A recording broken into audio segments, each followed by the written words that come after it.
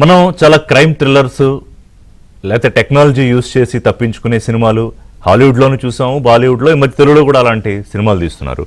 ఎందుకు చెప్తున్నాను అనేది అంతా, లిక్కర్ స్కామ్ ఆంధ్రప్రదేశ్కి సంబంధించి భారీ మద్యం కుంభకోణంలో రాజ్ కసిరెడ్డి, అంటే కసిరెడ్డి రాజశేఖర రెడ్డి అలియాస్ రాజ్ కసిరెడ్డి పోలీసులకే సవాలు విసురుతూ ఆయనకి ఇప్పటికి 3 సార్లు 4 సార్లు నోటీసులు పంపిస్తే ఎక్కడున్నాడో తెలియదు. ఆయన ఉండే ప్లేస్కి వెళ్తారా, నోటీసులు అంటిస్తారు, పోలీసులు వెనక్కి వస్తారు. తాజాగా అతని తల్లిదండ్రులు ఎక్కడున్నారో తెలిసింది, వాళ్ళకి నోటీసులు ఇచ్చారు. మరి ఆ తర్వాత అతను ఎక్కడున్నాడో అని పక్కా సమాచారంతో ఒక ఫామ్ హౌస్కి వెళ్తే అక్కడ అతని కారు, దాదాపు 1.5 కోటి విలువైన కారు దొరికింది. దాన్ని సీజ్ చేశారు, అలాగే ఫోన్లు సీజ్ చేశారు, కానీ మనిషి మాత్రం పరారు. అంటే ఎవరో పోలీసు ఉన్నతాధికారులు, ప్రభుత్వాలు మారినా వాళ్ళ లాయల్టీస్ మారలేదు. ఉంటారు కొంతమంది గతంలో ప్రభుత్వాలకి నాయకులకి లాయల్గా. సో ఆ విధేయత్వం చూపిస్తున్నారు, ముందే సమాచారం ఇచ్చేస్తున్నారా, ఈ లీకేజీలు వెళ్ళిపోయి తప్పించుకుంటున్నాడా? ఎందుకంటే విదేశాలకు పారిపోయే అవకాశం లేదు. లుకౌట్ నోటీసు, లుకౌట్ సర్క్యులర్ ఉంది కాబట్టి ఖచ్చితంగా దేశంలోనే ఉండాలి, హైదరాబాద్లోనే కూడా ఉండాలంటున్నారు. లేదా ఎక్కడెక్కడ చుట్టుపక్కల ఊళ్ళు తిరుగుతూ ఉండొచ్చు, కానీ ఎందుకు పట్టుకోలేకపోతున్నారు రాజ్ కసిరెడ్డిని? విజయసాయిరెడ్డికి సిట్ నోటీసులు ఇచ్చింది. ఏమిటి ఇందులో విజయసాయిరెడ్డి పాత్ర అంటే, విజయసాయిరెడ్డి పాత్రే చాలా కీలకం. ఎందుకంటే జగన్మోహన్ రెడ్డి ప్రభుత్వంలో, అంతకుముందు జగన్మోహన్ రెడ్డి కేసుల్లో A2గా ఉన్నాడు అనుకోండి, ఆయన అనేక కేసుల్లో, ప్రభుత్వంలో కూడా ఆయన నెంబర్ 2గా ఉండి ఆ ప్రభుత్వంలో పార్టీలో జరుగుతున్న అంతర్గత వ్యవహారాలు, స్కాములు, కుట్రలు, కుతంత్ర వీటన్నిటిలో కూడా విజయసాయిరెడ్డి కీలక పాత్ర ఉంది. అయితే ఆయన పార్టీ నుంచి బయటకు వచ్చేశాడు, జగన్కి పార్టీకి దూరం అయ్యాడు. గతంలో ఈ కాకినాడ సజ్జల వ్యవహారంలో 2 పేర్లు చెప్పాడు. ఒకటి సజ్జలకు సంబంధించి విక్రాంత్ రెడ్డి, సుబ్బారెడ్డి కొడుకే కీలక సూత్రధారి పాత్రధారి అని చెప్పాడు. ఈ లిక్కర్ స్కామ్కి సంబంధించి రాజ్ కసిరెడ్డిదే మొత్తం, ఆయన ఏమైతే స్కెచ్ చేశాడో అదే జరిగిందని. ఇందులో మీరు చూస్తే నేను నిజంగా సినిమాతో ఎందుకు పోల్చానంటే, ఆయన సినిమా ప్రొడ్యూసర్ కూడా రాజ్ కసిరెడ్డి. స్పై అని నిఖిల్ హీరోగా ఒక సినిమా వచ్చినట్టుంది, నేను చూడలేదు, కానీ దాంట్లో ఆయన నిర్మాత, రైటర్ పేరు కూడా వేసుకున్నట్ట. అలాగే కొంతమంది భారీ దర్శకులకి, రైటర్లకి అడ్వాన్స్లు ఇచ్చి ఉన్నాడు. కానీ ఈ లోపు ప్రభుత్వం మారిపోయింది, కథ అడ్డం తిరిగింది, ఈయన పేరు బయట పెట్టాడు, ఆయన పరారైపోయాడు. సో ఆ పైప్లైన్లో ఉన్న సినిమాల సంగతి ఏంటనేది పక్కన పెడితే, ఒక ఐటీ కంపెనీకి సంబంధించి అతని చెల్లెలు మేఘనారెడ్డి పేరు మీద ఉంది. ఇవాళ మేఘనారెడ్డికి సంబంధించి ఇంట్లో సోదాలు జరుగుతున్నాయి, ఎందుకంటే ఆఫీసులో అక్కడ ఏం దొరకలేదు, వెళ్ళారు సిట్ బృందం. అలాగే అరటి హాస్పిటల్ అని మనకు కనిపిస్తూ ఉంటుంది, ఇతని భార్య దివ్యారెడ్డి అందులో డైరెక్టరు. సో వీళ్ళందరూ అంటే రకరకాల మార్గాల్లో, ప్రధానంగా ఎక్కడైతే డబ్బులు బాగా సర్క్యులేట్ చేయొచ్చో, ఇది మొత్తం ఒక 3-4 వేల కోట్ల పైనే కుంభకోణం. దాన్ని ఎలాగ మరి ట్రాన్సాక్ట్ చేయాలి, దీనికోసం చాలా పెద్ద స్కెచ్చే వేశారు. ఇవన్నీ నేను చర్చలో చెప్తాను. అంటే నిజంగానే ఇంత స్కెచ్లు ఎలా వేస్తారు, ఎంత క్రిమినల్ బ్రెయిన్స్ ఉంటే ఇంత పెద్ద పెద్ద స్కామ్స్ చేయడం సాధ్యం అవుతుంది, దాని నుంచి తప్పించుకోవడం ఎలా సాధ్యం అవుతుంది, అసలు నన్ను ఎందుకు పిలుస్తున్నారు, నాకేం సంబంధం అని ఆయన పోలీసులకు మెయిల్స్ పెడుతున్నాడు. మళ్ళీ ఇదొక ఆశ్చర్యకరమైన విషయం. సో ఇందులో విజయసాయిరెడ్డి పాత్ర ఏమిటి అనేది, ఎందుకంటే గతంలో ఆయన కొంతమంది రెడ్ల పేర్లు చెప్పాడు, విక్రాంత్ రెడ్డి, రాజ్ కసిరెడ్డి, తర్వాత వచ్చే స్కామ్ ఏంటి, తర్వాత బయటకు వచ్చే రెడ్డి పేరేంటి, ఈ నదులన్నీ కలిసి ఏ సముద్రంలో వెళ్ళి కలుస్తున్నాయి, ఇవన్నీ కూడా మళ్ళీ విజయసాయిరెడ్డి చెప్తారేమో. 18వ తారీఖు సిట్ పిలిచింది, ఒకరోజు ముందుగానే ఆయన 17వ తారీఖే వచ్చేస్తానన్నాడు. ఏం చెప్తాడో అని కొంతమంది పెద్దల గుండెల్లో స్థాయిని మించి ఉన్న ఆంధ్రప్రదేశ్ మద్యం కుంభకోణం లోగుట్టులు, అలాగే ఎవరు కీలక సూత్రధారులు, పాత్రధారులు మాట్లాడుకుని ఒక కన్క్లూజన్ ఏమన్నా వస్తుందేమో చర్చలో చేసే ప్రయత్నం చేద్దాం. అంకం రావు గారు ఉన్నారు మనతో పాటు స్టూడియోలో, ప్రముఖ విశ్లేషకులు. అలాగే పి రఘురామ్ గారు, బీజేపీ సీనియర్ నాయకులు లైవ్లో అందుబాటులో ఉన్నారు. రఘురామ్ గారు నమస్కారం. నమస్కారం అండి. సో నేను ఇందాక చెప్పినట్టు ఒక స్క్రీన్ ప్లే కరెక్ట్గా గీస్తే కోసం మీకు కూడా దానిలో మంచి అవగాహన ఉంటుంది కదా, అట్లా ఈ రాజ్ కసిరెడ్డి అండ్ ఆ కో ఎవరో బయటికి రావాలి. ఇంకా ఇవాళ ఏవో కొన్ని శోధనలు జరుగుతున్నాయి. అంటే పాపం ఇంట్లో వాళ్ళు మనం ఏమనలేం, ఎందుకంటే ఇతను ఏదైతే నిర్దేశించాడో అందులో భార్య డైరెక్టర్గా ఉన్న హాస్పిటల్ కానివ్వండి, సోదర్ డైరెక్టర్గా ఉన్న ఐటీ కంపెనీలు కానివ్వండి, ఇంకోటి కానివ్వండి, ఎందుకని క్యాచ్ చేయలేకపోతున్నారంటారు రావు గారు? ఎందుకంటే అతను పక్కా సమాచారంతో వెళ్తే కూడా కారు దొరికింది కానీ మనిషి లేడు. అంటే ఫోన్లు, కార్లు సీజ్ చేయగలిగిన వాళ్ళు మనిషిని ఎందుకు పట్టుకోలేకపోతున్నారు? ఇక్కడ మీరు ప్రారంభంలో చెప్పారు అధికారులు ఇంకా సహకరిస్తున్నారు కొంతమంది అని చెప్పని, అది అనేది వాస్తవం, అందుట్లో ఎలాంటి సందేహం కూడా ఏం లేదు. మామూలుగా మనకి ఒక సామెత ఉంది, నిజం గడప దాటే లోపు అబద్ధం ప్రపంచాన్ని చుట్టొస్తుందని చెప్పి. ఇప్పుడు ఇక్కడ కసిరెడ్డి రాజశేఖర రెడ్డి గారు సాంకేతిక సలహాదారుడు గత ప్రభుత్వానికి. చాలా మంది అతను ప్రశ్నించాడు కూడా వాళ్ళని, నేను సాంకేతిక సలహాదారుని, నాకు మద్యం కుంభకోణంతో సంబంధం ఏముందని చెప్పని. అసలు ఈ మద్యాన్ని కనుక మనం లోతుగా పరిశీలిస్తే ఋషి గారు, ఇక్కడ ఒక అంశం మనకు బాగా జ్ఞప్తికి వస్తుంది. సునీల్ రెడ్డి వాళ్ళ సోదరుడు ఇద్దరు, అనిల్ రెడ్డి ఇద్దరు, వాళ్ళు సౌత్ ఆఫ్రికాలో దీన్ని తయారు చేయడానికి మొట్టమొదటి అక్కడికి వెళ్ళారు, తయారు చేశారు, లాభాలు పొందారు. ఏదో చిన్న తేడా వచ్చి అక్కడి నుంచి తరిమేశారు, ఆంధ్ర రాష్ట్రానికి వచ్చారు. వచ్చిన తర్వాత వాళ్ళు ఎన్నికల మేనిఫెస్టోలో పెట్టిన కారణం కూడా ఏందంటే ఈ మద్యానికి సంబంధించి సంపూర్ణ మద్యపాన నిషేధం చేస్తాను అన్నాడు. 5 నక్షత్రాల హోటల్లో తప్ప ఎక్కడా దొరకకుండా చేస్తానని చెప్పి ఆ రోజు అతను మాట ఇచ్చేసాడు. దశల వారీగా దాన్ని తొలగిస్తాను అన్నాడు. ఎందుకన్నాడు అని చెప్పంటే వాళ్ళ వ్యూహంలో భాగం అది. ఎందుకంటే ఇప్పుడు ఈ మద్యం దుకాణాల వాళ్ళకి ఇచ్చారనుకోండి, వాళ్ళు వాళ్ళకి ఇష్టమైనవి కొనుక్కుంటారు. అంతేగా, అక్కడ ఎవరైతే ఏం తాగుతారో వాళ్ళకి తెలుసు కాబట్టి దాన్ని మాత్రమే అక్కడ పెట్టుకుంటారు. వీళ్ళు ఏంటంటే ఇప్పుడు 67% వీళ్ళ డిస్టిలరీలు మీ దగ్గరదో, నా దగ్గరదో, రఘురామ్ గారి దగ్గరదో, ఇంకోటి దగ్గరదో లాక్కొని బెదిరించి భయపెట్టి వాళ్ళ స్వాధీనం చేసుకొని వాళ్ళు ఎలా తయారు చేయాలో అక్కడ చూసుకున్నారు. కాబట్టి దానికంటే చౌకగా ఇక్కడ తయారు చేసి నాసిరకం తయారు చేసి ప్రజలకు అందించేసి వాళ్ళ యొక్క ఆరోగ్యాలతో ఆడుకున్నటువంటి వ్యక్తులు వీళ్ళు. జే బ్రాండ్ మద్యం పైపెచ్చు అంటే అక్కడ వాళ్ళు అయ్యే పెడతారు, ప్రభుత్వం తరపు నుంచి పెట్టారనుకుంటే అయ్యే పెడతారు. తప్పనిసరి బస్సులో మొట్టమొదటి రోజు తాగడు, 2వ రోజు తాగడు, 3వ రోజు తట్టుకోలేడు కదా, తప్పదు కదా. ఇప్పుడు మీ దగ్గర, నా దగ్గర, లేకపోతే రఘురామ్ గారి దగ్గర, ప్రభుత్వం దగ్గర ఉన్న, గత ప్రభుత్వం దగ్గర ఉన్న సమాచారం ప్రకారం 30,000 మంది కల్తీ మద్యానికి బలైపోయారు. 30,000 మంది చనిపోయారు. ఇంకా 30 లక్షల మంది ఈ రోజు వివిధ వైద్యశాలల చుట్టూ తిరుగుతూ వాళ్ళు డయాలసిస్ చేయించుకుంటూ అంటే ఇంతమంది ఉసురు పోసుకున్నారు వీళ్ళు.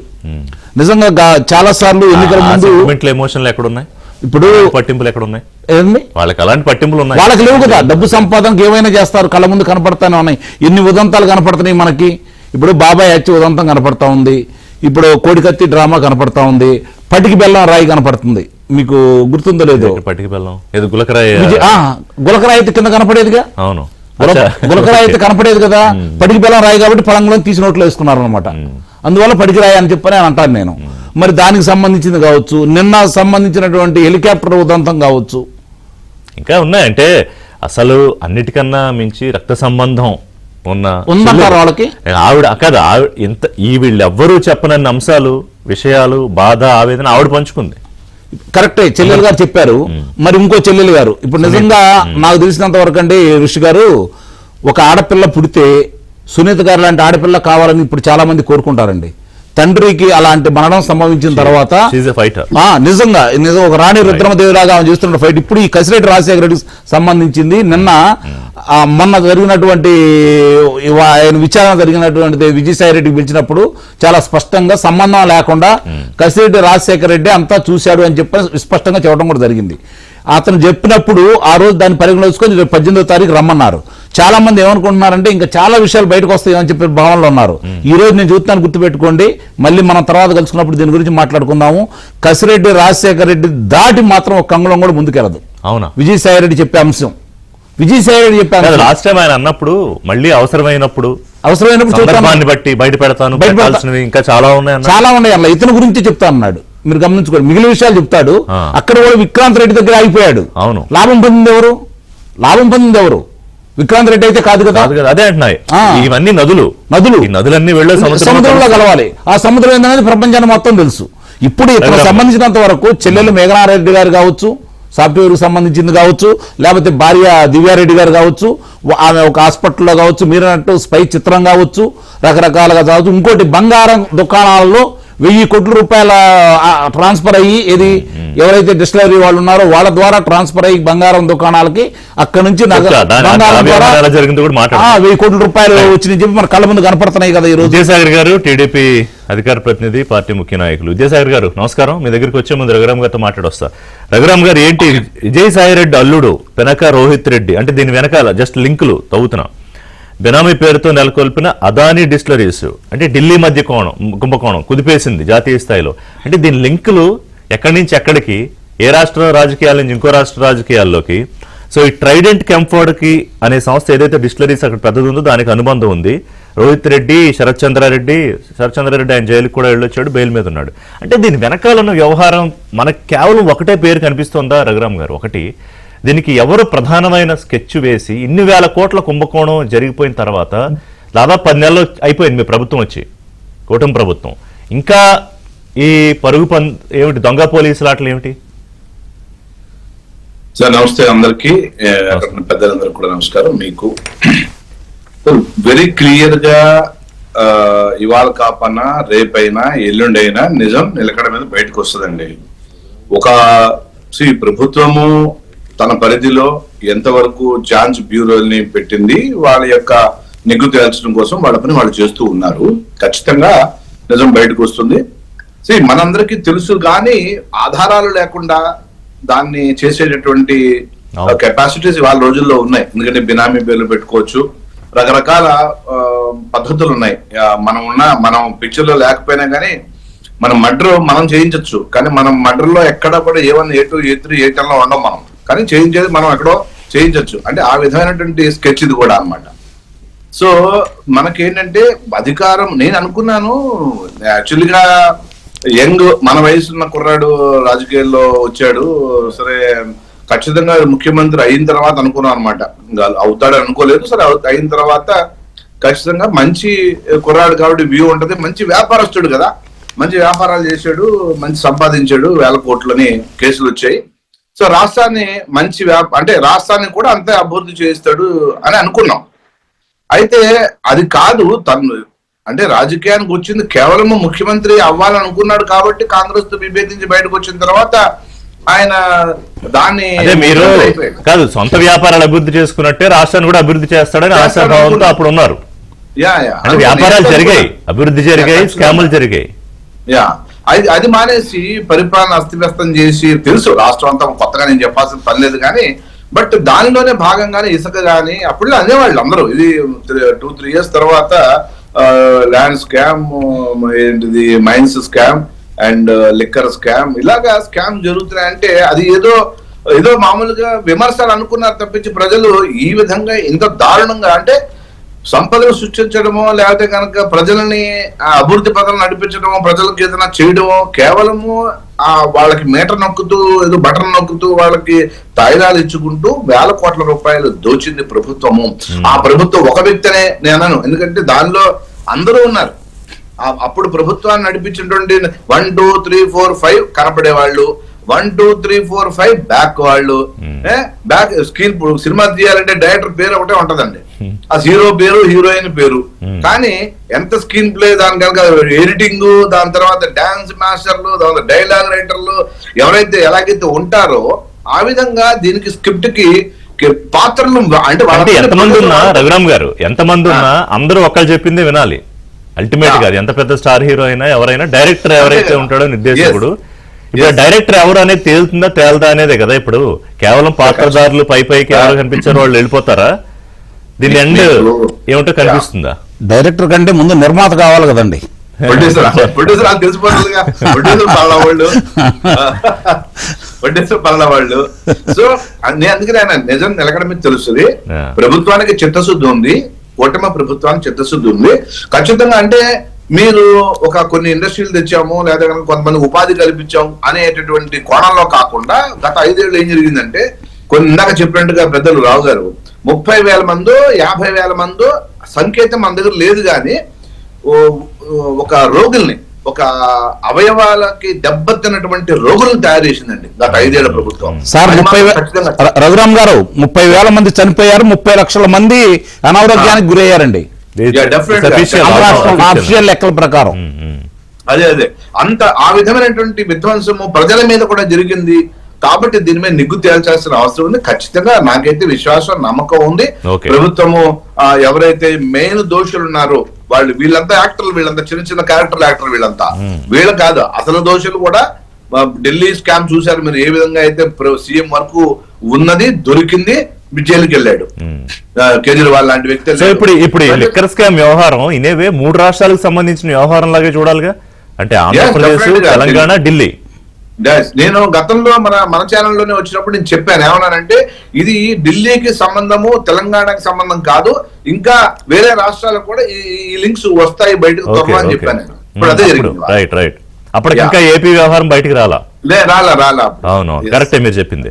రైట్. విద్యాసాగర్ గారు, మీరు ఎలా చూస్తున్నారండి? అంటే నేను దీన్ని ఎందుకు ఇవాళ మనం సినిమాతో పోలుస్తున్నాం అంటే, మరి ఈ స్పై అనే సినిమాకి అతను నిర్మాత, తర్వాత ఏదో రచయిత అవన్నీ వేసుకున్నాడు పేరు. సరే, ఆయన రాశాడు ఎవరు రాశాడు మరి ఆయనకి టాలెంట్ కూడా ఉంది అనుకోవాలి. ఎందుకంటే లేకపోతే ఇంత పెద్ద స్కెచ్లు పోలీసులు బురుడి కొట్టిస్తాడు, సీనియర్ ఆఫీసర్లు వీళ్ళు ఊరికి పాపం నోటీసులు ఇస్తారు, వెనక్కి తిరుగుతారు. వాళ్ళ పేరెంట్స్ని పట్టుకోవడానికి కూడా చాలా కాలం పట్టింది. ఇవాళ చెల్లెలు ఒక డైరెక్టరు, భార్య ఒక దాంట్లో, తల్లి ఒక దాంట్లో. ఇందాకే అన్న వాళ్ళు మన ఇంట్లో వాళ్ళని ఆడవాళ్ళని ఏం అనలేము, ఎందుకంటే అనకూడదు కూడా. వీళ్ళు ఏం చెప్తే వాళ్ళు చేసుకుని వెళ్తూ ఉంటారు. కానీ నిజాలు నిగ్గు తెలియదు. అలాగే విద్యాసాగర్ గారు, ఇప్పుడు హైదరాబాద్లో ఈ 2-3 రోజులు సోదాలు జరుగుతున్నాయి. ఏమన్నా తేలుతుందా అసలు ఈ రాజకేశ్ రెడ్డి అనేవాడు ఎక్కడున్నాడో ఎందుకు తెలియట్లేదు? గుడ్ మార్నింగ్ మీకు, అట్లాగే పెద్దలిద్దరికి కూడా నమస్కారం. అయితే మీకు ఇందాక పెద్దలిద్దరు మాట్లాడినప్పుడు సినిమా ప్రొడ్యూసర్ గురించి మాట్లాడారు. ఇక్కడ ప్రొడ్యూసర్ ఎవరు అంటే సీట్లో కూర్చున్నటువంటి పెద్ద, అప్పటి ప్రభుత్వ పెద్ద. తెలియకుండా ఏమీ లేదు, దానికి రెస్పెక్ట్ చేయండి. ఎందుకు ఈ పదం వాడుతున్నానంటే, అప్పుడు డబ్బు స్పాన్సర్ అంతా చేసింది ప్రభుత్వ ఖజానాలో నుంచే. ఓకే. ప్రభుత్వాన్ని అడ్డం పెట్టుకునే ఇదంతా జరిగింది. అంటే వాళ్ళ సొంత జోబీలోంచి ₹1 కూడా వాళ్ళేం తీసుకునింది లేదు, వాళ్ళేం ఖర్చు పెట్టింది లేదు, వాళ్ళేం దాని మీద ఇన్వెస్ట్మెంట్ పెట్టింది లేదు. కాబట్టి అప్పుడు ఉన్నటువంటి ప్రభుత్వ పెద్ద, పాలన చేసినటువంటి పెద్ద, ప్రభుత్వాన్ని నిర్మాతగా మార్చి పెట్టుబడి పెట్టించి ఏ దౌర్జన్య దాష్టికాలు చేయాలో చేయించి వచ్చిన లాభాలను వ్యక్తిగతంగా తీసుకున్నాడు అనేది మనం మాట్లాడితే చాలా బాగుంటది ఋషి గారు. ఓకే. ఇక్కడ మిగతా ట్రాన్సాక్షన్స్ ఇవన్నీ కూడా ఇవన్నీ part of the parcel investigation. ఆ ఇన్వెస్టిగేషన్ తేలుతాయి. మనకు ఏ మంది అమ్మారో తెలుసు, ఎంతమంది రోగులు చచ్చిపోయారో తెలుసు, ఇప్పుడు ఎంతమంది రోగులు వాడే లివర్ కి సంబంధించి, కిడ్నీకి సంబంధించి జనరల్ గా ఉండాల్సినటువంటి అవ్వాల్సినటువంటి అంటే మామూలుగా మన కాలేయానికి లేకపోతే కిడ్నీస్ కి సంబంధించినటువంటి ఒక పాయింట్ ఉంటది. ఆ పాయింట్ ఏంటంటే ఎంతమంది రోగులు కిడ్నీస్ తో బాధపడతారు ఆంధ్రప్రదేశ్ లో, ఈ ప్రాంతంలో, ఈ జిల్లాలో అనేది ఒక మనకు స్టాటిస్టిక్స్ ఉంటాయి. అది మనగా తీసుకుంటే లాస్ట్ 5-6 years లో స్టాటిస్టిక్స్ 4 times కూడా పెరిగి ఉంటాయి. దానికి కారణం 100% ఏమై ఉంటది, ఏంటి పరిణామాలు జరిగాయి ప్రకృతిలోనో లేకపోతే పాలనలోనో ఇంకో విషయంలోనో అంటే ఖచ్చితంగా ఈ మద్యం ద్వారానే జరిగింది అనేది మనం చెప్పొచ్చు. ఇదొకటైతే నెల్లూరు జిల్లాలో 32 మంది చనిపోయారు. ఏది మద్యం దొరక్క, ఏది మనకు ఇదేంది కదండి, మనకు ప్రాబ్లం అయింది. ఆ ప్రాబ్లంలో మద్యం దొరక్క, మద్యం కొనలేక, ఆ మందు తాగలేక శానిటైజర్స్ తాగి 32 మంది చచ్చిపోయారు కరోనా టైంలో, కోవిడ్ టైంలో. ఈ రకమైనటువంటి పాపాలన్నీ కూడా జరగడానికి కారణం ఎవరు అంటే దీని వెనక మాస్టర్ మైండ్ ఎవరైతే ఉన్నారో అది.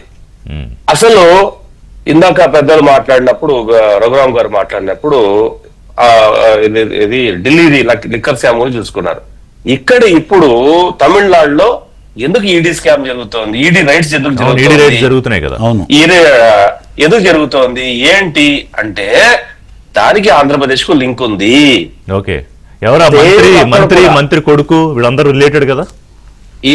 అక్కడ మంత్రి రిలేటెడ్, అక్కడ టస్కిమ్ అనేసి ఒకటి కంపెనీ పెట్టి ఉంటారు. అక్కడ ఎంత తెలివంటే వీళ్ళు తమిళనాడులో ఈడీ రైడ్ జరిగినప్పుడు వచ్చినటువంటి కొన్ని చాలా విషయాలు ఒక విషయం చెప్తాను.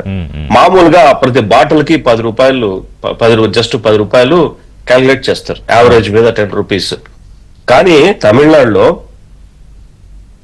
అమ్మకాల కంటే జరిగిన బాటిల్ అమ్మకాల కంటే కూడా, ఏదైనా సరే బాటిల్లో కొలుస్తాం కదా, కొలుస్తాం మనం మద్యాన్ని, జరిగిన బాటిల్ల కంటే కూడా ప్రొడ్యూస్ చేసి వాటిని డిస్టిలరీస్ కొనుగోలు సంఖ్య 4 రెట్లు ఎక్కువ ఉంది.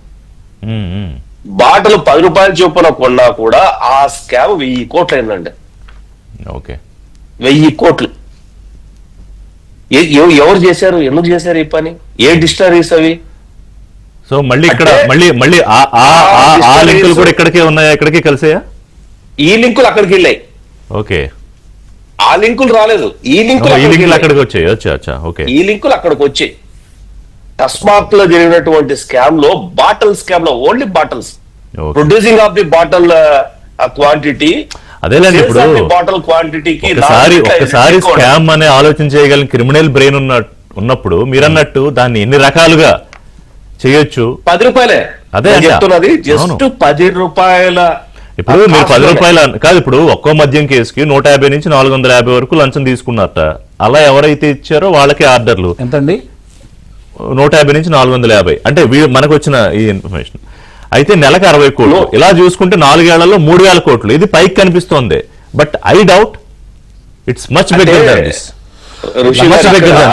ఆ విషయాలు విద్యాసాగర్ గారు, ఆ విషయాలు అంటే ఇది మనం అనుకుంటున్నంత చిన్న స్కామ్ కాదు. ఇప్పుడు మీరు చెప్పిన విషయాన్ని బట్టి ఇన్ని రాష్ట్రాల లింకులు ఉన్నాయి కాబట్టి కేసు వ్యవహారంలో సిట్ దర్యాప్తుకు సంబంధించి స్పీడ్ పెంచింది. అందులో భాగంగానే వాళ్ళ హైదరాబాద్ లో పలు చోట్ల సోదాలు కూడా జరుగుతున్నాయి. ఇందాక చెప్పుకున్నట్టుగా కసిరెడ్డి రాజశేఖర్ రెడ్డి బంధువులు, కుటుంబ సభ్యుల ఇళ్లు, అలాగే ఆఫీసులకు సంబంధించి, అలాగే ముఖ్యంగా విజయసాయి రెడ్డికి సిట్ నోటీసులు. ఆయన రేపు 17వ తేదీ హాజరవుతున్నారు. ఆయనకి ఏం చెప్పిందంటే సిట్ నోటీసు ఇస్తూ మద్యం కుంభకోణంలో సిఐడి కేసుకు సంబంధించిన వాస్తవాలు, సమాచారం మీకు తెలుసు, వివరాలు రాబట్టేందుకు వ్యక్తిగతంగా హాజరు కావాలి. సో అంకరావు గారు, ఇందాక మీరు అన్నది నేను అనుకుంటున్నా, రేపు ఆయన హాజరైతే అప్పుడు మన 2 పేర్లు చెప్పాడు. సరే, ఒకటి కాకినాడ సెజ్జలు అనుకోండి, రెండోది లిక్కర్ స్కామ్ అనుకోండి. So part 2 Vijayasai Reddy leaks part 2లో మరింత మంది పేర్లు బయటకు వస్తాయా అనే నాతో చాలా మంది చూస్తున్నాం. బట్ కాదని ఎందుకు అంటున్నారు మీరు? ఎందుకు చెప్పడనుకుంటున్నారు? ఇప్పుడు ఆయన నేను రాజకీయాల గురించి దూరంగా ఉన్నాను, రాజకీయాల నుంచి తప్పుకుంటున్నాను, తర్వాత నేను వ్యవసాయం చేసుకుంటాను అని చెప్పాడు. అవును, వ్యవసాయం చేసుకుంటా అన్న వ్యక్తి అతను చాలా స్పష్టంగా ఆ రోజు రాజీనామా చేసినప్పుడు నేను జగన్మోహన్ రెడ్డి గారితో మాట్లాడిన తర్వాతే రాజీనామా చేస్తున్నాను అని కూడా చెప్పాడు. గమనించుకోవాలి. వద్దని చెప్పాడు, నన్ను ఆగమన్నాడు. అయినా సరే ఆయనతో మాట్లాడి చేసుకున్నాను అని చెప్పి అన్నాడు. కొంతమంది కేంద్ర పెద్దల పేర్లు కూడా ఉదాహరించి వాళ్ళ కృతజ్ఞతలు చెప్పాడు. అక్కడ విజయమ్మ గురించి చెప్పలేదు, వేరే వాళ్ళ గురించి ఎవరి గురించి చెప్పలేదు. తర్వాత షర్మిల గారిని కలిశాడు. మళ్ళీ ఈ మధ్య కొంతమందిని కలుస్తూ ఉన్నాడు, మాట్లాడుతూ ఉన్నాడు. ఆ రోజు నుంచి ఈ రోజు వరకు కనుక మీరు చూసుకుంటా ఉంటే జగన్మోహన్ రెడ్డి మంచివాడు, జగన్మోహన్ రెడ్డి పక్కన ఉన్నటువంటి వాళ్లే ఆయన చెడగొడుతున్నారు, కోటరీ అనేది ఏర్పడింది, దాంట్లోంచి బయటకు వస్తే జగన్మోహన్ రెడ్డి మంచివాడనే చెబుతున్నాడు కదా. జగన్ మంచివాడు అనలేదు, కానీ బయటకు రాకపోతే భవిష్యత్తు మాత్రం ప్రమాదం అంటే దాని అర్థం అదే కదా. అంతే, ఇనేవే అంతే కదా.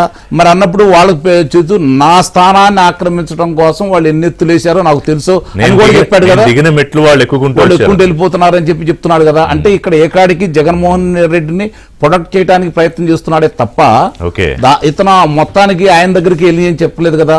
ఈ ఈ మద్యం కుంభకోణానికి సంబంధించి 7 అంచెల విధానం ఉందని చెప్పని మీ పత్రికల్లో చాలా సార్లు దాని గురించి రాయటం కూడా జరిగింది. అంటే కింద స్థాయి నుంచి, గ్రామ స్థాయి నుంచి, వాలంటీర్ల దగ్గర నుంచి లెక్కేసుకుంటే స్థానిక నాయకులు, జిల్లా నాయకులు, శాసనసభ్యులు, అధికారులు, కసిరెడ్డి రాజశేఖర్ రెడ్డి, మిథున్ రెడ్డి, ఆ తర్వాత జగన్మోహన్ రెడ్డి. అంటే ఇక్కడ 7 అంచెల్లో ఉన్నాయి. ఇక్కడ ఇప్పుడు మనకి వెరీ స్ట్రక్చర్డ్ అండ్ సిస్టమేటిక్, చాలా ప్రణాళికబద్ధంగా ఉంది. ఇందాక మీరు సినిమా గురించి మాట్లాడారు కదా. ఒక చిత్రం బయటికి రావాలంటే ముందు నిర్మాత డబ్బులతోటి ముందుగా ఒక కథకుడిని తీసుకుంటాడు, ఆ తర్వాత ఒక ప్రొడక్షన్ అతను తీసుకుంటాడు, ఆ తర్వాత డైరెక్షన్ డిపార్ట్మెంట్ తీసుకుంటాడు, ఆ తర్వాత మిగిలిన 24 విభాగాలను నియమించుకుంటారు. అప్పుడు బయటకు వచ్చి ప్రోడక్ట్ బయటకు వస్తుంది. ఇందులో స్కామ్ బయటకు రావాలన్నా కూడా ఇంత స్ట్రక్చర్ ఉంటుంది. ఇందులో కళాకారులే మనకు కనపడతారు, తెర మీద కనపడేది వాళ్లే కదా. మిగిలిన వాళ్ళందరూ కూడా ఉంటారు. ఇక్కడ కూడా అట్లానే ఉంది. ఇప్పుడు ఈ కూటమి అధికారంలోకి వచ్చి ఈ రోజుకి 308 రోజులు పూర్తయిపోయింది. ఋషి గారు 10 నెలలు దాటిపోయింది. 308 అంటే 10 నెలలు అంటే నేను మొన్నటితోటి 12వ తారీఖు తోటి అయిపోయింది అనుకోండి. 308 రోజులు పూర్తి అయిపోయింది నిన్నటితోటి. ఇక్కడ మీరు గమనించుకోవాలంటే మొట్టమొదట 3 నెలల్లోనే వీళ్ళు మద్యం కుంభకోణం నుంచి ఎంతుంది అంతుందని చెప్తున్న తర్వాత వాళ్ళు అతి తెలివితోటి, నేను ఎందుకు అంటున్నానంటే దాని వివరణ ఇస్తా. అతి తెలివి ఎందుకు అంటున్నానంటే వాళ్ళకు సంబంధించిన డిస్టిలరీలు ఎవరి దగ్గర అయితే ఇందాక నేను చెప్పినట్టు భయపెట్టో, డబ్బులు ఆశ చూపించో, లాక్కొని వాళ్ళు తయారు చేసినటువంటి నాసిరకం మద్యానికి సంబంధించినటువంటి డిస్టిలరీల దగ్గర సిసి కెమెరాలు, దానికి సంబంధించిన రికార్డులు ధ్వంసం చేశారు. ఓకే, వాళ్ళు ధ్వంసం చేశారని అంతవరకు ధ్వంసం చేశారు అనుకుంటున్నారు. కానీ వాళ్ళు తయారు చేసే ఆ ముడి సరుకు కావచ్చు, బయటకు వెళ్ళిన దానికి కావచ్చు, వీటికి సంబంధించినటువంటి లెక్కలు కొన్నాటికి వాళ్ళ దగ్గర ఉంటాయి కదా. వీళ్ళు ఈ కూటమి ప్రభుత్వం నిదానంగా చాప కింద నీరులాగా అవన్నీ తీసుకుంటా వస్తా ఉంది. సో ఆ ఇన్వాయిస్లు కూడా అసలు లేవు. వాళ్ళు ఇక్కడ సీసీ కెమెరాలు రికార్డులు ధ్వంసం చేశారే తప్ప అక్కడ ఏం చేయలేరు కదా వాళ్ళు, ఎందుకంటే ఒకసారి కాదు కదా. అవును, సరే వాళ్ళు ఎవిడెన్సెస్ నాశనం చేశారు, ఆ పార్ట్ ఒకటి దొరకకుండా. బట్ ఇందాక అన్నట్టు రఘురామ్ గారు ఒక మాట అన్నారు, అంటే ఎప్పుడైనా సరే దొంగ బయట పడాల్సిందే, అది వాళ్ళ రేపా ఎల్లుండి అనేది it's a difference of time అంతే. కానీ మీరు నా క్వశ్చన్ ఏంటంటే విజయసాయి రెడ్డి విషయంలో ఎందుకు అని మీరు అంత స్ట్రాంగ్ గా అతని మిగతా పేర్లు ఏమి బయటికి పెట్టడు, still he's trying to protect Jagan అని ఎందుకు అంటున్నారు? అతని version ఏమో 4 దశాబ్దాలు 3 తరాలతోటి అతను వాళ్ళతో అనుబంధం ఉన్న వ్యక్తి. ఓకే, ఎందుకంటే అతను తెలుసు అసలు అతనే కదండి రూపకల్పన, అతనే కదా రూపకల్పన. డబ్బులు ఎలా రావాలి, ఎలా ఎక్కడి నుంచి ఎక్కడికి తీసుకెళ్ళాలి. ఈ ఆడిటర్ బ్రెయిన్ తోటి అవును, ఎవరి దగ్గర ఆ డబ్బులు వస్తే దాన్ని వెయిట్ అమౌంట్ ఎలా చేసుకోవాలి, ఎక్కడి నుంచి ఎక్కడికి రావాలి, ఎవరి దగ్గరకు వస్తే ఎవరికి చేరవేయాలి, దాన్ని నగదు రూపేణానా లేకపోతే బంగారం రూపేణా లేకపోతే గనుల రూపేణానా లేకపోతే విదేశాల్లో ద్వీవులు రూపేణా కానీ ఆ స్కెచ్ లో ఆయన వేసినట్టు ఆధారాలు లేకపోతే ఇప్పుడు ఆయన బయటకు వచ్చేసిన తర్వాత ఇంకొకరిని ఎవరినో నిలబెట్టచ్చు. దాని గురించి రఘురామ్ గారు ఇప్పుడు ఆయన వేళ ఏంటంటే ఒకసారి మాట్లాడింది ఒకటి, ఇష్టం లేకుండా నెల్లూరులో ఆయన పోటీ చేయించాడు జగన్మోహన్ రెడ్డి, సరే ఓడిపోయాడు అనుకోండి, ఆ తర్వాత పార్టీ నుంచి బయటికి రావడం ఇదంతా. కానీ ఇప్పటికీ ఏంటంటే అంకారావు గారు ఆయన మీద అభిమానం, ప్రేమ లేకపోతే లాయల్టీస్ పోలేదు, ఇంకా ప్రొటెక్ట్ చేయడానికి ట్రై చేస్తున్నాడని. కానీ ఇక్కడ జరుగుతున్న ప్రచారం ఏమో ఇంకొక రకంగా ఉంది, మీకు తెలియంది కాదు అది. ఆయన ఇప్పుడు అంతా ఏమంటారు ప్రక్షాళన చేసుకుని శుభ్రంగా కడిగిన ముత్యంలాగా మరి అదేదో మీ వైపు చూడడానికి ఒక ఆలోచన చేస్తున్నాడని మీరే చెప్పాలి. ఢిల్లీలో ఉన్నారు అంటే ఇక్కడ ఎవరిని ప్రొటెక్ట్ చేయాలని ప్రయత్నం చేస్తున్నారన్న ఒక పెద్ద అనుమానం కూడా కలుగుతుంది. రఘురామ్ గారు ఒక్క మాట చెప్పిన తర్వాత వారి దగ్గరికి వెళ్ళండి. రఘురామ్ గారు ఒక్క నిమిషం. ఇప్పుడు మీరు అన్నారు అతను కడిగిన ముత్యంలా బయటకు రావాలనుకున్నాను. నిజంగా కడిగిన ముత్యంలాగా కనుక బయటకు రావాలనుకున్న వ్యక్తి వ్యవసాయం కాదు కదా చేయాల్సింది, సిబిఐ దగ్గరికి ఈడీ దగ్గరికి వెళ్ళి ఆ చార్జ్ షీట్లు అన్నింటిలో 2004 నుంచి ఇప్పుడు కాదు 2004 నుంచి అంటే కదా ఆయనకే జైలు తలుపులు తీసుకుని లోపలికి వెళ్ళమని చెప్తున్నారు మీరు తాళాలు తీసుకుని. కడిగిన ముత్యం అనుకుందాం మనం. రఘురామ్ గారు కడిగిన ముత్యంలా ప్రయత్నం చేస్తున్నాడా? రఘురామ్ గారు చెప్తారు. నేను యాక్చువల్ గా అయితే అంటే మా పాలసీ, పార్టీ పాలసీ కానీ వ్యక్తిగతంగా కానీ మేము ఎవరి మీద వ్యక్తిగత టార్గెట్ కానీ వ్యక్తిగత విమర్శ కానీ చెయ్యం. కానీ అయితే ఇక్కడ నేను ఒక విషయం చెప్తాను. ఇప్పుడు పెద్ద పులి నేను మాంసం తినట్లేదు మానేశాను, గడ్డి తింటాను అంటే ఈ భూప్రపంచం మీద సూర్యుడు తూర్పు కాదు పడమరణ ఉదయిస్తాడు ఎంతని అది అసత్యమో ఇది కూడా అసత్యంగానే ఉంటుందండి. రాజకీయం అలవాటైనటువంటి రాజకీయాల్లో ఉన్నటువంటి రాజకీయం వంట పెట్టినటువంటి వ్యక్తి నేను రాజకీయం మానేసి నేను సన్యాసం తీసుకుంటాను లేకపోతే అంటే నమ్మలేమండి. అది ఎవరు నమ్మరు. జస్ట్ లైక్ సూర్యుడు తూర్పును కాదు పడమర అనేది సత్యం. అయితే ఇందాక చెప్పినట్టుగా పెద్ద పులి అంటే ఆవు మాంసం తింటుందంటే నమ్ముతారట కానీ పెద్ద పులి గడ్డి వేసిందంటే నమ్మరట. ఇది సామెత. ఆ విధమైనటువంటి ఈయన సరే నేను ఆయన వ్యక్తిగత జోలికి వెళ్ళట్లేదు కానీ ఎవరైనా అంటే ఇప్పుడు ఆయన ఈజ్ వెరీ ఇంటెలిజెంట్. నాకు 98 లోంచే పరిచయం, నాకు 98 పరిచయం. తర్వాత గవర్నమెంట్ లోకి వచ్చాక నేను ఎప్పుడు 1-2 సార్లు కలిసి ఉంటా, ఎక్కడో వెంకయ్య గారి ఇంట్లో ఫంక్షన్ అక్కడ పరిచయం లేదు. కానీ so very intelligent and chart accountant. Natural గా ఇందాక అంకరావు గారు చెప్పినట్టుగా రూపాయి రాక రూపాయి పోక ఎక్కడ పెట్టాలి ఏంటి అందరికీ చెప్పేది, మీకు నాకు ఆయనకి అందరికీ చెప్పేది సీఏలే కదని చెప్పేది. ఎలాగ ఐటీ రిటర్న్ మనం వెయ్యాలి అనేది చార్ట్ అకౌంటెంట్ చెప్తారు. సో అంచేత ఆయనకి ఈ నోస్ ఎవ్రీథింగ్, నో డౌట్. దాంట్లో గవర్నమెంట్ లో కాదండి ఆయన తెలివితేటల్ని ఆయన ఇంటలెక్ట్ ని కాస్త రాష్ట్ర అభివృద్ధి కోసం కొంతైనా వాడుంటే బాగుండేది. యా డెఫినెట్లీ అదే చెప్పారు, అదే అనుకునేది ఇందా కూడా. నేను జగన్ కూడా అదే అన్నాను, జగన్మోహన్ రెడ్డిని కూడా నేను కుర్రాడు ఎంత బాగా వచ్చాడు, ఇది రాష్ట్రాన్ని ఎంత అతని వ్యాపారం ఎంత బ్రహ్మాండంగా అప్పులు చేశాడో స్టేట్ ను కూడా ఎర్రదీస్తాడు అనుకున్నాను. అయితే అసలు చంద్రబాబు గారి ముందు కనపడడం కూడా కనపడలేదు అతను అసలు ఎక్కడ దానికి. అంచేత మనం అతను వ్యాపారం అంటే కూడా ఉన్న మంది మాగదులు ఎవరైతే ప్రభుత్వాన్ని నడిపించారో అందరూ బాగా సంపాదించుకున్నారు, నో డౌట్. దాంట్లో అది వాడు కూడా ఒప్పుకుంటారు, వాళ్ళకు కూడా ఉన్న మంత్రులు ఒప్పుకుంటారు, ఎమ్మెల్యేలు ఒప్పుకుంటారు, అందరూ ఒప్పుకుంటారు. మీరు ఇంకోటి చెప్పాలి, సంపాదించుకున్నారు ఇప్పుడు సైలెంట్ అయిపోయారు. అంతే కదండి. ఇప్పుడు ప్రస్తుతానికి ఇప్పుడు తుఫాన్ వచ్చినప్పుడు గొడుగేసుకు వెళ్ళరు తెలియని వాళ్ళు ఎవరు. తుఫాన్ వచ్చినప్పుడు తలుపులేసి కూర్చుంటారు, ఆగి తలుపులేసి కూర్చోవాలా, ఎక్కడ ఒకటి షెల్టర్ తీసుకోవాలా. తుఫాన్ తగ్గిపోయిన తర్వాత మళ్ళీ రోడ్డు ఎక్కడ ఏముందండి. అదే ఆ మాత్రం తెలియని వాళ్ళు ఎంత ముదరలాళ్ళు. అంచేత ఆ ఎంత ముద్రలైనా అదేంట ఇప్పుడు దొంగతనము వేలు ముద్ర లేకుండా దొంగతనాలు చేయడం నేర్పిస్తున్నారు కదా, ఎలా చేయాలి ఇలా మర్డర్ చేయాలంటే దొంగ ఏ విధంగా అలాగే ఇది కూడానండి. సంచేత మనము దర్యాప్తు సంస్థలు కానీ మనంతా ఎక్స్పెక్ట్ చేయాల్సింది ఏంటంటే దర్యాప్తు సంస్థలు వాళ్ళ యొక్క తెలివితేటలు వాళ్ళు ఉపయోగించి ఖచ్చితంగా మోడర్న్ టెక్నాలజీ ఉంది వాడి వాళ్ళని పట్టుకునే అవకాశం ఉంది. ఎగ్జాక్ట్లీ మీరు అన్నారు కదా దర్యాప్తు సంస్థలు తెలివితేటలు వాడి అని. వాళ్ళు అడుగుతారు, వాళ్ళు 15 క్వశ్చన్లు ఏదో లిస్టులు పెట్టుకుంటారు, అడుగుతారు, వాళ్ళ ఎవిడెన్సెస్ అన్ని పెడతారు. కానీ ఇప్పుడు ఏంటంటే కాదు, తెలియదు, గుర్తులేదు, గతం మర్చిపోయానంటే దర్యాప్తు సంస్థలు మాత్రం ఏం చేస్తాయి? ఒకటి. ఇంకోటి ఏ టెక్నాలజీ ఉపయోగించి రాజ్ కసిరెడ్డిని పట్టుకుంటారట. ఇప్పుడు చెప్పడం ఎందుకు మరి? ఎప్పటి నుంచో ముఖ్యమంత్రి ఏ అంటున్నారు, పట్టుకొచ్చిన వాళ్ళకి ఎందుకు క్లూలు ఇవ్వడం?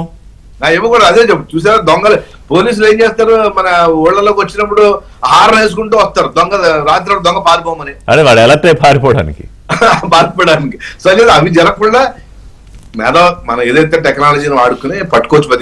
ఏమండి ఇవాళ ప్రపంచంలో ఏ వ్యక్తి అయినా పారిపోగలడు కానీ దాక్కోలేడండి. ఒబామా వాడు బిన్ లాడెన్నే దాక్కుంటే కాదండి. ఇప్పుడు మనం తాజాగా చూసాం కదా, ఇప్పుడు వివేక దాంట్లో మొత్తం విచారణ అంతా జియో ట్యాగింగ్లు అవన్నీ తీసుకున్నారు కదా. అదే అంటున్నా, ఏదో జరుగుతోంది. అది ఏదో జరుగుతోంది. ఏం జరుగుతోంది? విద్యాసాగర్ గారు 2 విషయాలు చెప్పాలి మీరు. ఒకటి, ప్రభుత్వం మారిన కొందరు అధికారులు, సీనియర్ అధికారులు ఇంకా లాయల్టీస్ మాజీ ప్రభుత్వ అధినేత జగన్మోహన్ రెడ్డికి ఆ పార్టీ నాయకులకి చూపిస్తున్నారని. ఇది బహిరంగంగా మాట్లాడకపోయినా జరుగుతోంది వాస్తవం మనకు అర్థమవుతోంది. అంటే ఎవరో ప్రొటెక్ట్ చేస్తున్నారు. అంటే పక్కా ఆధారాలతో వెళ్తున్నా కూడా అక్కడ కార్లు దొరుకుతాయి కానీ మనుషులు ఉండరు. రెండో విషయం, ఇంపార్టెంట్ విషయం మీరు చెప్పాల్సింది, విజయసాయి రెడ్డి మిగతా వాస్తవాలు బయట పెట్టడా, మిగతా పేర్లేమి బయటికి రావా, సగం వరకు వచ్చాక జిప్ వేసేస్తోంది ఎవరు, ప్రొటెక్ట్ చేస్తోంది ఎవరు?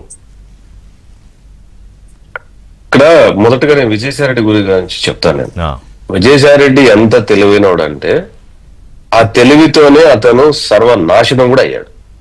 అతని ఆల్ ఇండియా చార్టర్డ్ అసోసియేషన్ వాళ్ళు అతను బైకాట్ చేశారు. ఓకే, అంటే అతను ఈ వృత్తికి అనర్హుడు.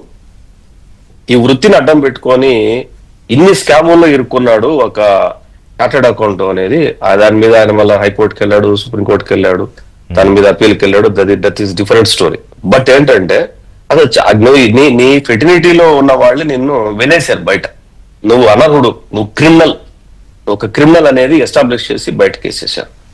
ఇక్కడ 2 రకాలుగా ఆలోచించవచ్చు విజయసాయి రెడ్డిది. మనం ఒకటి, జగన్మోహన్ రెడ్డిని లొంగ తీసుకునే ప్రయత్నం ఒకటి. ఓకే. రెండవది, కొంతమందిని తన శత్రువులుగా అనుకున్నటువంటి వాళ్ళని ఇరికించడం ఒకటి. ఓకే. లొంగ తీసుకునే క్రమంలో ఇతను అప్రూవర్ గా మారుతాడా ఆయన కేసుల్లో, లేదు ఈయన ఇందాక మన అంకం గారు అన్నట్టు ఈయన వెళ్ళిపోయి లోపల కూర్చుంటాడా అన్నది మనం వెయిట్ చేయాలి. ఇది కొద్దిగా ట్రిపికల్ గా ఛాన్సెస్ ఉన్నటువంటి అంశం ఇది. కానీ రెండోది మాత్రం చాలా పాజిబిలిటీస్ ఉన్నాయి. ఏంటంటే గత గవర్నమెంట్ లో మనం స్కీముల గురించి ఏదైతే మాట్లాడుతున్నామో ఆ స్కీములు మొత్తం టాప్ టు బాటం చిట్టా విజయసాయి దగ్గర ఉండడం అయితే ఖాయం.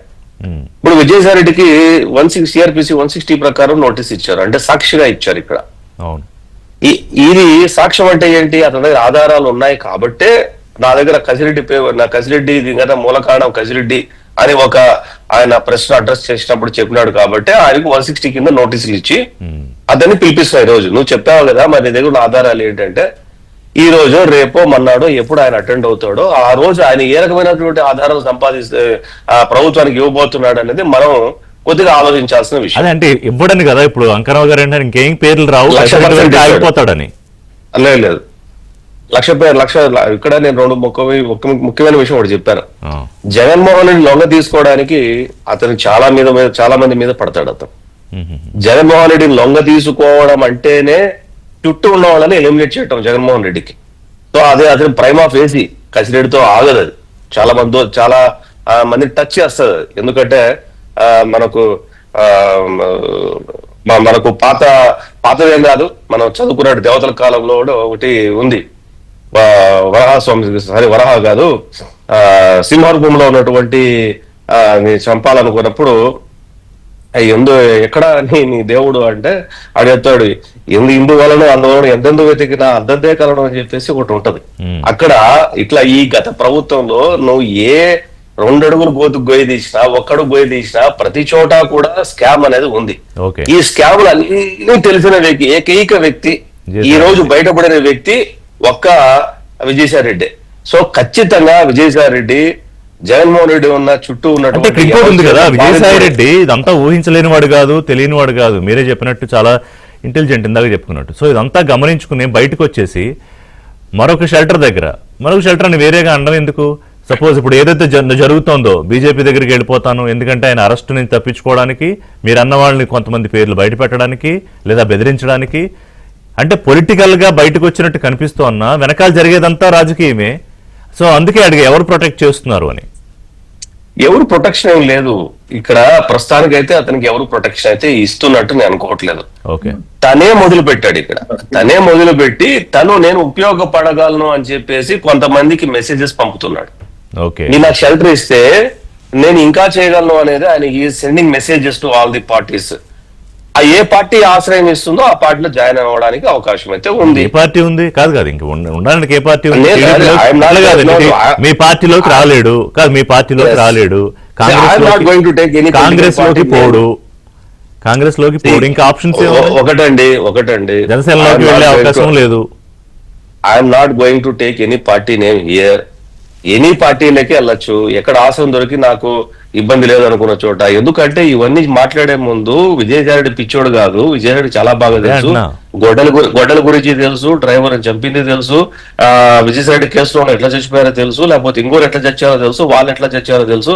అతని డ్రైవర్ దగ్గర ఇతను చంపించే అవకాశం ఉంది, అతని పని మనిషి దగ్గర విషయం ఇచ్చి ఇతనికి విషయం తినిపించే అవకాశం ఉంది.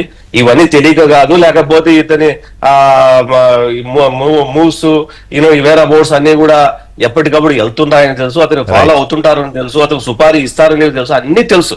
ఈ know everything. So you are believing that ఇంకా పేర్లు బయటకు వస్తాయి అనేది. సో ఈ లీక్స్ లో చాలా మంది పేర్లు కొనసాగుతూనే ఉంటాయి. ఒక్క కసిరెడ్డి గురించే కాదు, నేను మళ్ళీ చెప్తున్నాను, విజయసాయి రెడ్డిని జైలుకి పంపించైనా సరే వైఎస్ఆర్సీ పార్టీని ఆక్యుపై చేసుకోవడానికి సిద్ధాస్తుడు ఇతను. జగన్మోహన్ రెడ్డిని జైలుకి పంపించి పార్టీని కూడా చెప్పు చేతుల్లోకి తీసుకొని కలిపేసి చాలా ఉంటాయి. జగన్మోహన్ రెడ్డిని ఒకటి సప్రెస్ చేయటం, సప్రెస్ చేసి దాని సమూలంగా తన కసిని కోపాన్ని తీర్చుకోవటం ఒకటి. అదే జగన్మోహన్ రెడ్డి విజయసాయి రెడ్డిని పిలిపించి లేదు నువ్వు నా పక్కనే ఉండు అని చెప్పించుకొని తన ఇంపార్టెన్స్ పెంచుకొని తర్వాత తిరిగి తన క్రిమినాలజీని ఉపయోగించి రాజకీయాన్ని చేయడం. ఒకటి కొట్టిపాడేలేము. ఫైనల్ గా అంకరావు గారు, ఒకటి నేను ఇవాళ పెట్టింది ఏంటంటే కౌన్హై లిక్కర్ కింగ్ ఈ ఎపిసోడ్ లో తేలుతుంది ఎప్పటికైనా. కౌన్హై liquor king only Jaganmohan Reddy, అది అందరికీ తెలిసిన విషయం. కాదు, ఎస్టాబ్లిష్ అవ్వాలి కదా. ఎస్టాబ్లిష్ అవుతుంది, నిస్సందేహంగా అవుతుంది. ఇప్పుడు ఇందాక మీరు ఒక మాట అన్నారు, ఏమని తెలియదు గుర్తులేదు మర్చిపోయాను. తెలియదు గుర్తులేదు మర్చిపోయానే వాళ్ళని కూటమి పెద్దలు చేయాల్సిన పని ఏంటంటే అధికారుల్ని తెలియదు మర్చిపోయాను గుర్తులేదు అనుకునే వాళ్ళు బాధ్యతలు ఎలా నిర్వహిస్తారు, వాళ్ళు ఇంకా పదవులు ఎలా ఉంటారు, అలాంటి వాళ్ళు న్యాయస్థానానికి చెప్పేసి ఇదిగో వీళ్ళు ఇలా అంటున్నారు, వీళ్ళకి మానసిక పరిస్థితి బాగలేదు, వీళ్ళు అనర్హులు సర్వీస్ చేయడానికి ప్రజలకి, వీళ్ళ మీద చాలా పెద్ద బాధ్యతలు పెడుతున్నాము. సో ముందా కాదా చెదలు పెడుతున్న వాళ్ళు ఎవరో పక్కన పంపించుకుంటారు. ఇప్పుడు 1,18,000 కోట్ల రూపాయలు కుంభకోణం అండి ఇది. 1,18,000 కుంభకోణం, దాంట్లో 30,000 కోట్ల పైన వీళ్ళు లాభపడ్డారు. ఏది మధ్యలో వాళ్ళకి ఇవ్వగా 30,000 కోట్ల రూపాయల పైన లాభపడ్డారు. ఇవన్నీ విషయాలు కూడా బయటకు వస్తాయి నిస్సందేహంగా. ఇప్పుడు రేపు పొద్దున నాకు తెలిసినంత వరకు విజయసాయి రెడ్డిని పిలిపిస్తున్నారు వీళ్ళు. పోలీసుల యొక్క చాతుర్యం ఎట్లా ఉంటుందంటే, ఒక్క రోజులోనే ఎవరైతే సత్యవర్ధన్ని కిడ్నాప్ చేశారో ఒక్క రోజులోనే పట్టుకొచ్చారు, ఒక్క రోజులోనే నందిగో సురేష్ ఎక్కడ ఉన్నారో పట్టుకొచ్చేశారు, 2 రోజుల్లోనే వచ్చారు. ఇవన్నీ కూడా వాళ్ళ చేతుల్లో ఉన్నాయి. ఒక్కసారి ఫ్రీ హ్యాండ్ ఇచ్చి వదిలితే రేపు ఎల్లుండి కసిరెడ్డి రాజశేఖర రెడ్డి కూడా ప్రత్యక్షం అవ్వచ్చు. అట్లా కాదు, ఇతన్నే రేపు పొద్దున అదుపులో తీసుకొచ్చి 18వ తారీఖు వెళ్తున్నా, ఈ ఆధారాల నుండి చవటం లేదు అంటే సాక్షిగా పిలిచిన తర్వాత లోన వేసే సందర్భాలు చాలా ఉన్నాయి కదా, అవకాశం కూడా